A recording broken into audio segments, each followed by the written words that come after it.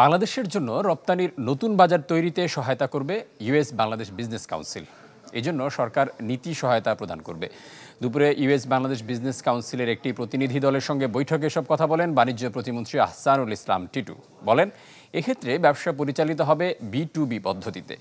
এ সময় US Bangladesh business কাউন্সিলের পরিচালনা পর্ষদের প্রেসিডেন্ট অ্যাম্বাসেডর অতুল কেশব বলেন, স্মার্ট বাংলাদেশ বিনির্মাণ ও $1 ট্রিলিয়ন ইকোনমি অর্জনে কাজ করবে বাংলাদেশ কাউন্সিল। 2026-এ আমরা এডিসি থেকে ডেভেলপিং কান্ট্রির দিকে ধাবিত হব এবং এর মধ্যে আমাদের মার্কেট মানে অ্যাক্সেস, প্রোডাক্ট ডাইভার্সিফিকেশন, এই জিনিসগুলোর উপরে নজর দিতে হবে।